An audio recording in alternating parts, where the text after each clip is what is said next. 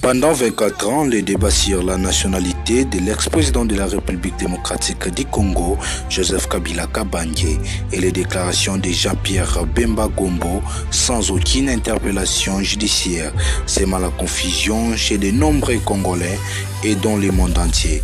L'ex-président connu pour être le fils de Laurent Désiré Kabila, l'homme qui a renversé l'ex-président Mobutu par un coup d'État, est au cœur de cette question qui ment à la nation.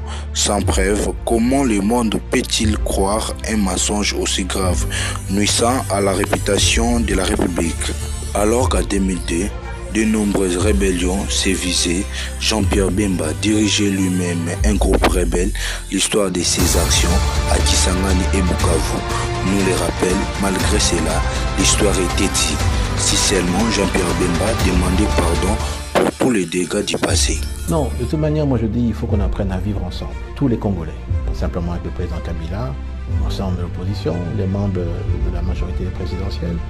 On ne doit pas être des ennemis, on doit être des adversaires politiques. Mais après le 29, je vais rencontrer le vice-président Bemba pour appeler la population et surtout les partisans, appeler les partisans du président de la République, le candidat Jean-Pierre Bemba, appeler la population au calme, parce que pour moi, les élections, ce n'est qu'une étape.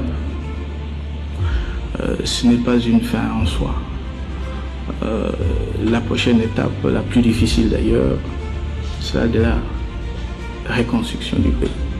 Malgré son passé, des chefs des rebelles, les chefs de l'État continuent de lui confier des postes clés et stratégiques.